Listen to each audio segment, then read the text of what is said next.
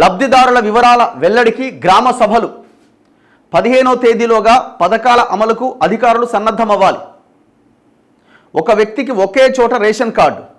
రైతు భరోసా అమలులో పొరపాట్లకు తావివ్వవద్దు.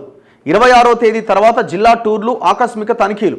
కలెక్టర్ల సదస్సులో ముఖ్యమంత్రి రేవంత్ రెడ్డి. సో జిల్లా టూర్ కూడా స్టార్ట్ చేయబోతున్నారట. ఆకస్మికంగా తనిఖీలు కూడా చేస్తారట.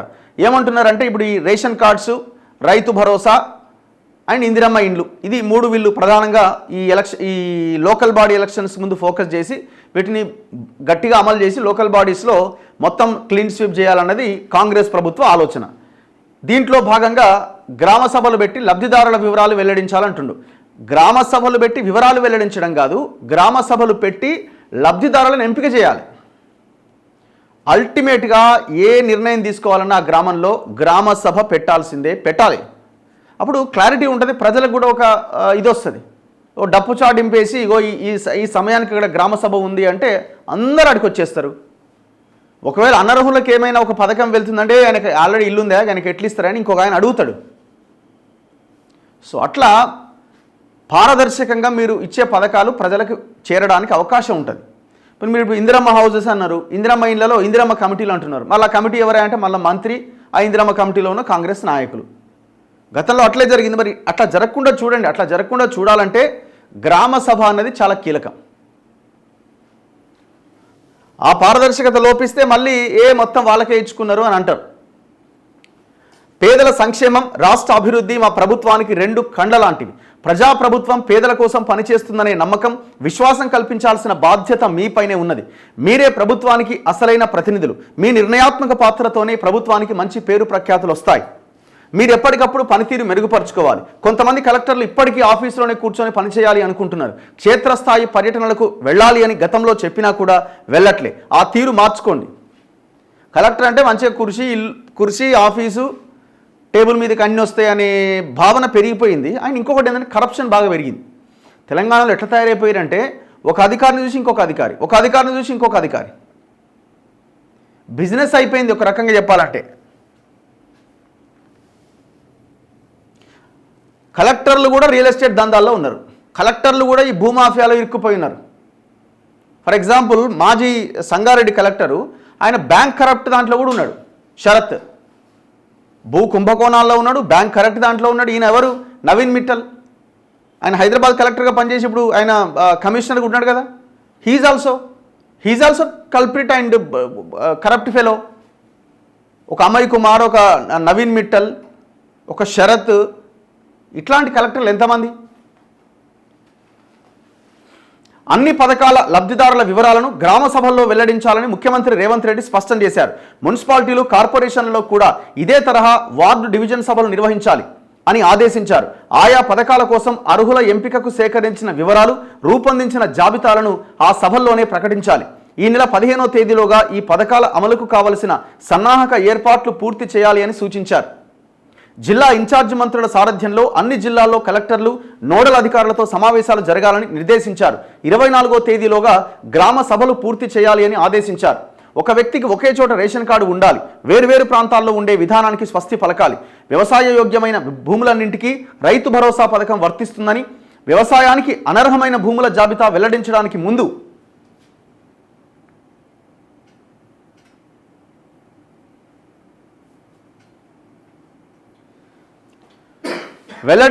ముందు అధికారులు క్షేత్రస్థాయిలో పరిశీలించి ధృవీకరించుకోవాలి అని ఆదేశించారు. ఇప్పుడు ఇది రైతు భరోసా విషయంలో కొన్ని ఇష్యూస్ వస్తూ ఉన్నాయి. విషయం ఏంటి అంటే వీళ్ళు ఏమంటున్నారు, వ్యవసాయం చేసే ప్రతి భూమికి మేము ఎలాంటి కట్ ఆఫ్ లేకుండా రైతు బంధు వేస్తామని చెప్తున్నారు. రైతు భరోసా వేస్తాం, 6,000 రూపాయలు ప్లస్ 6,000 12,000 అంటున్నారు. ఓకే, దానికి ఏం కట్ ఆఫ్ లేదు, సరే పక్కన పెట్టండి. కానీ మరి ఎట్లా గుర్తిస్తారు? వ్యవసాయం చెయ్యని, సాగులో లేని భూములను ఎట్లా గుర్తిస్తారు? అంటే డివైడ్ చేయాలి కదా, కేటగరైజ్ చేయాలి కదా. ఎట్లా సాధ్యమవుతుంది?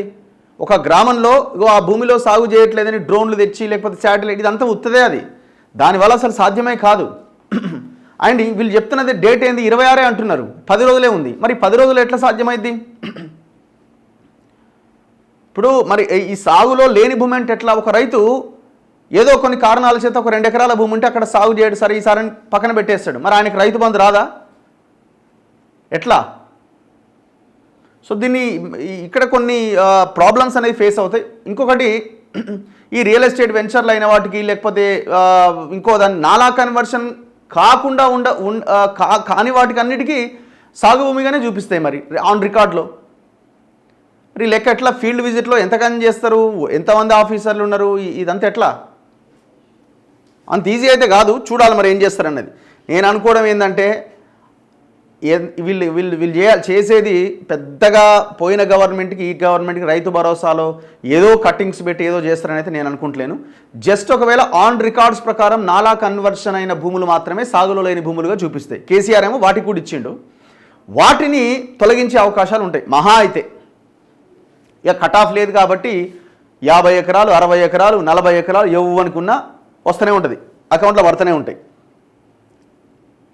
ముఖ్యమంత్రి రేవంత్ రెడ్డి, ఉప ముఖ్యమంత్రి భట్టి విక్రమార్క, మంత్రులు ఉత్తమ్ కుమార్ రెడ్డి, పొంగులేటి శ్రీనివాసరెడ్డి, తుమ్మల నాగేశ్వరరావు వీళ్ళంతా కలిసి నిన్న ఈ సమావేశంలో పాల్గొన్నారు.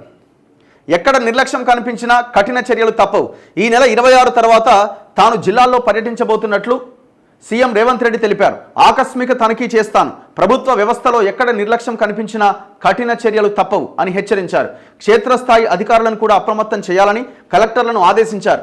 రైతు భరోసా, ఇందిరమ్మ ఆత్మీయ భరోసా, రేషన్ కార్డులు, ఇందిరమ్మ ఇండ్లు తదితర పథకాల అమలు, ఆయా పథకాలకు అవసరమైన వివరాల సేకరణ, అర్హుల జాబితాల తయారీ తదితర అంశాలపైన ఈ సమావేశంలో ప్రధానంగా చర్చించారు. కలెక్టర్లకు సీఎం రేవంత్ రెడ్డి దిశానిర్దేశం చేశారు. మహిళా ఐఏఎస్ అధికారులతో పాటు ఐపీఎస్ అధికారులు కూడా నెలలో ఒక్కసారైనా బాలికల వసతి గృహాలు సందర్శించాలి, అక్కడే రాత్రి బస చేయాలి, విద్యార్థుల అవసరాలను వారి సమస్యలు తెలుసుకొని పరిష్కరించాలి. రైతు భరోసా అమలులో పొరపాట్లకు తావివ్వద్దు. భారత రాజ్యాంగం అమల్లోకి వచ్చి 75 సంవత్సరాలు అవుతున్నందున ఈ నెల 26వ తేదీన జరిగే గణతంత్ర వేడుకలకు అత్యంత ప్రాధాన్యం ఉన్నది. అదే రోజున 4 అత్యంత ప్రతిష్టాత్మక పథకాల అమలుకు ప్రజాప్రభుత్వం శ్రీకారం చుడుతోంది. రైతు భరోసాను ఎకరానికి 12,000కు పెంచడంతో పాటు భూమి లేని నిరుపేద కూలీ కుటుంబాలకు 12,000 నగదు సాయం అందించే ఇందిరమ్మ ఆత్మీయ భరోసా పథకం అమలు చేస్తాం. గతంలో రైతు బంధు పేరిట భారీ ఎత్తున ప్రజాధనం దుర్వినియోగమైంది. గత ప్రభుత్వం వ్యవసాయం యోగ్యం కాని భూములకు పంట పెట్టుబడి సాయం అందించింది. ఈసారి అలాంటి పొరపాటు జరగొద్దు. అర్హులైన రైతులందరికీ రైతు భరోసా చెల్లించాలి. 40 ఎకరాలు 50 ఎకరాలు ఉన్న రైతు ఎట్లా అర్హుడైన రైతు అవుతాడో ముఖ్యమంత్రి చెప్పాలి. మేము దీని గురించే కదా కొట్లాడింది. అరే అందరికీ ఇవ్వాల్సిన అక్కర్లేదు. ఇంకొకటి ఏంటంటే, అరే నువ్వు 40 ఎకరాలు, అరే నీకు 10 ఎకరాలకే ఇస్తాను, కనీసం ఆ కట్ ఆఫ్ అయినా పెట్టుండొచ్చు కదా. మన దగ్గర ఏ రైతు ఎంత అన్నది కూడా డీటెయిల్స్ ఉన్నాయి. అదే సమయంలో అనర్హులు ఒక్కరు కూడా లబ్ధి పొందకుండా చూడాల్సిన బాధ్యత కలెక్టర్లపైన ఉన్నది. ప్రతి జిల్లాకు ప్రతి మండలానికో నోడల్ ఆఫీసర్ను నియమించాలి. వ్యవసాయ యోగ్యమైన భూములన్నింటికీ రైతు భరోసా చెల్లించాలి.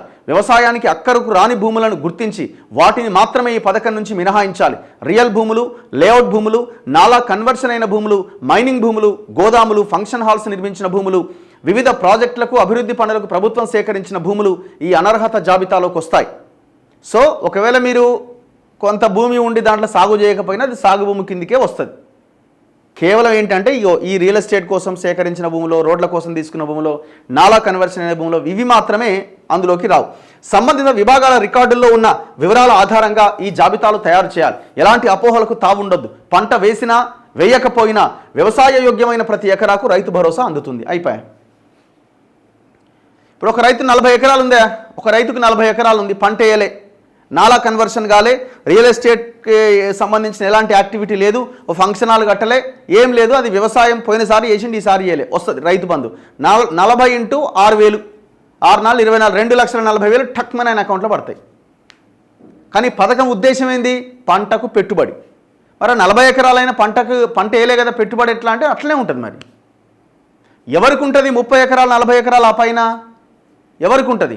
పేదలకు ఉంటుందా? అవకాశమే లేదు.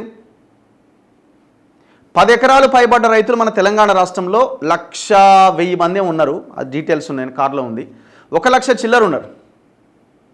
వీళ్ళకి మొత్తం ఈ 10 ఎకరాల పైన ఉన్న వాళ్ళకి ఖర్చు పెట్టే దాదాపు 600-700 కోట్ల రూపాయలు. మరి ఇంత పెద్ద, ఇప్పుడు నేను అనే అంటున్నా, ఇప్పుడు అందరికీ అన్ని ఎకరాలకు ఇచ్చే బదులు ఒక 500-600 కోట్లు మిగిలిన, అసలు 500 కోట్ల రూపాయలు ఒక సీజన్కి, 2 సీజన్లకు కలిపి సంవత్సరానికి 1000 కోట్లు ఆ 1000 కోట్లు ఒక స్కూళ్ళ కోసం ఖర్చు పెట్టవచ్చు కదా, స్కూళ్ళ కోసం ఖర్చు పెట్టవచ్చు కదా.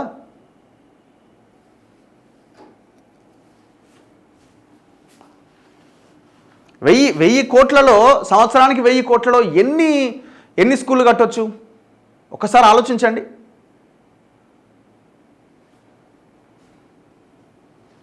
అండ్ నెక్స్ట్ రేషన్ కార్డులు.